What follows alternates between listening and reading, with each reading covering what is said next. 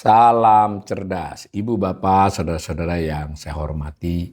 Sesi membaca berita dan sedikit komentar dari saya kali ini mengangkat topik sehubungan dengan kesejahteraan petani yang bersumber dari pernyataan Pak Hasyim Joyo Hadikusumo ya, ditayangkan oleh CNN Indonesia pada hari Selasa 18 November jam 8.30 pagi. Ini judulnya, Hasyim, petani RI cash rich, kesejahteraan tertinggi sepanjang sejarah. Menarik nih ya judulnya ya. Nah ini ada gambar ilustrasi Pak Hasyim. Saya tidak tahu apakah dalam konteks pernyataan berita ini atau dalam kesempatan lain. Lalu beritanya begini, utusan khusus Presiden untuk iklim dan energi Hasyim Joyo Hadikusumo menyebut petani Indonesia sedang dalam kondisi banyak uang. Nah, saya ulangi ya. Sedang dalam kondisi banyak uang nih petani atau cash rich. Ia menyebut tingkat kesejahteraan petani sedang tinggi-tingginya. Menurutnya kondisi ini terjadi berkat kebijakan-kebijakan pemerintahan Presiden Prabowo Subianto. Jadi dalam setahun ini berarti ya. Karena populasi petani di Indonesia saat ini berada pada tingkat kesejahteraan tertinggi dalam sejarah Indonesia. Kata Hasyim pada Indonesia Investment Summit ya, 13 US Indonesia Investment Summit di Jakarta Senin 17 November. Dilansir Antara. Jadi ini CNN tidak melihat langsung peristiwanya tapi dari kantor berita Antara. Khususnya petani padi dan jagung. Nah, lebih khusus lagi nih, untuk pertama kalinya dalam 80 tahun mereka berada dalam kondisi cash rich. Banyak uang gitu ya ucapnya ini. Cash rich kita terjemahkan banyak uang. Ia menilai ada dua kebijakan yang mendorong kondisi ini, kondisi petani kaya uang tadi. Pertama, kenaikan harga pembelian pemerintah HPP gabah. Pemerintah menaikkan HPP gabah dari 6.000 menjadi 6.500 per kilogram selama beberapa bulan terakhir. Kedua, pemerintah menurunkan harga eceran tertinggi HET, pupuk Korea dan NPK 20% pada 2 bulan terakhir.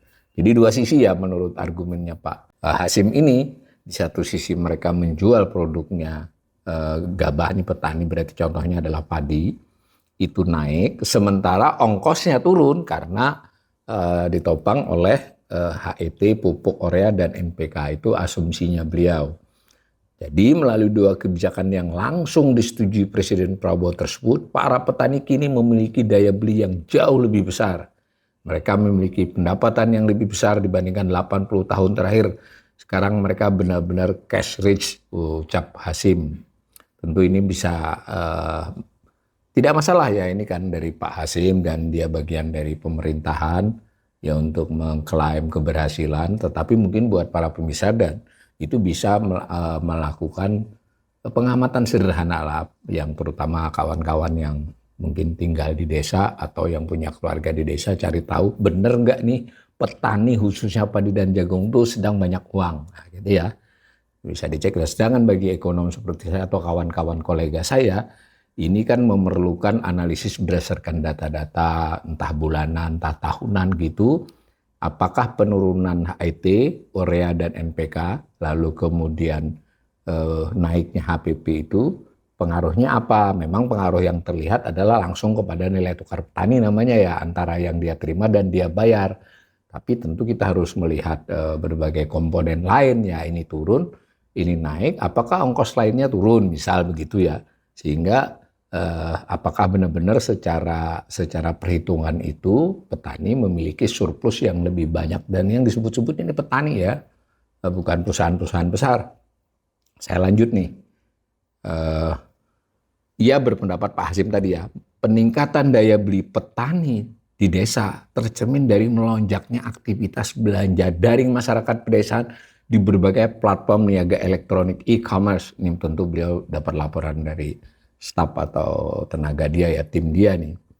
Nah, Hasyim berkata petani sekarang bisa belanja di toko-toko online di aplikasi seperti Tokopedia, Lazada, dan Shopee. Fenomena ini ucapnya menunjukkan kelompok masyarakat yang sebelumnya memiliki sumber daya terbatas sudah memiliki ruang belanja yang lebih besar. Intinya, banyak orang yang sebelumnya tidak memiliki banyak uang, kini memiliki dana yang cukup. Mereka membeli berbagai produk dan hal ini menjadi stimulus bagi perekonomian, ujar Hasim.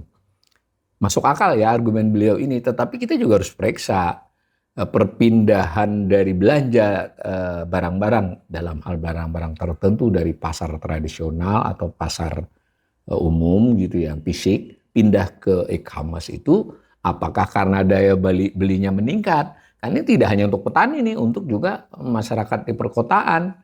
Apakah mereka belanja pakai itu karena ruang daya belinya meningkat? Nah, jangan-jangan itu substitusi. Jadi duit yang biasanya dibawa ke pasar, dibawa ke e-commerce. Itu kan berarti belum indikasi bahwa ini karena peningkatan.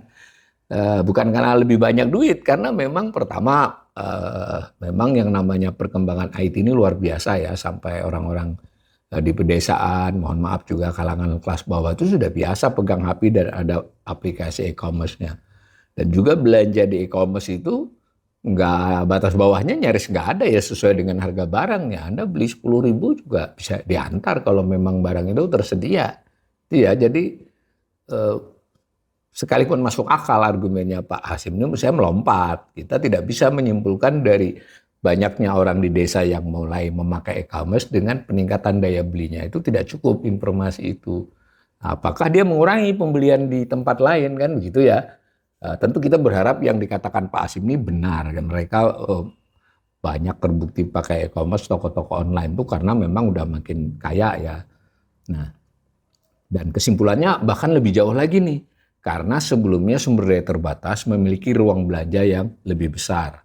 Nah, jadi intinya sebelumnya tidak punya banyak uang, kini memiliki dana yang cukup. Nah, ini semua struktur berita ini dari atas tadi saya kira sebuah penjelasan yang ya persuasif ya, kita bisa memahami untuk memberikan optimisme, persuasif bahwa ini keadaan membaik. Lalu di sisi lain juga dikatakan ini disebabkan oleh kebijakan Presiden Prabowo ya, karena Pak Hasim memang bagian dari pemerintahan. Tetapi kita juga harus menguji ya, mencermati apakah pernyataan ini tidak terlampau berlebihan. Tadi kita bisa meng-cross-check benar nggak petani-petani sekarang punya banyak uang. Kemudian ketika dikaitkan dengan mereka mulai suka belanja online, ya itu pertanda mereka banyak uang, atau malah mereka memilih barang-barang karena di online lebih murah. Jadi dia substitusi, bahwa mereka mulai itu kan terbiasa memakai platform ya karena memang kepemilikan HP itu sudah merata ya, dan harga HP-nya juga relatif di pasar bawah itu di kelas HP yang lower end itu memang banyak dimiliki oleh seluruh masyarakat. Saya kira dagang sayur aja semua udah pakai itu kalau di desa sekalipun. Apalagi di perkotaan. Dan kita juga harus mengkaitkan dengan makroekonomi. Jadi apakah benar masyarakat pedesaan itu mengalami peningkatan daya beli yang signifikan? Ukuran NTP bisa dipakai dan NTP relatif membaik, tapi juga sebetulnya membaiknya dalam 1 tahun terakhir relatif stagnan ya. Dan jangan lupa NTP itu lebih mengukur keseluruhan harga-harga yang dihitung oleh BPS antara penerimaan, jadi komponen-komponen yang membuat indikasi atau membuat perhitungan nilai penerimaan, indeks penerimaan dibagi dengan indeks yang dia membayar biaya hidup dia. Tapi ini kan tetap bisa bias pilihan-pilihan komoditas dan juga bias sampling ya. Jadi tentu kita bisa penerima dari sisi itu. Tapi kalau melompat bahwa petani sudah menjadi banyak uang ini, mau tidak mau saya mengajak para pemirsa semualah, benar nggak bahwa petani, khususnya petani padi dan jagung, sekarang bisa disebut sebagai crazy cash rich ya, bukan crazy rich. Cash artinya banyak uang. Saya kok merasa ini agak berlebihan. Mudah-mudahan juga pernyataan Pak Hasim ini benar di lapangan. Kalau itu kita semua senang. Petani sejahtera, seluruh rakyat Indonesia meningkat kesejahteraannya karena petani bisa belanja lebih banyak. Itu yang kita harapkan. Tapi bagaimana kalau yang terjadi tidak seindah yang dinarasikan itu? Kita perlu tetap menyampaikan informasi, kritik kalau perlu, dan terutama kita semua bisa memahami kondisi secara lebih baik agar bisa mengantisipasi pada level tingkat ekonomi keluarga.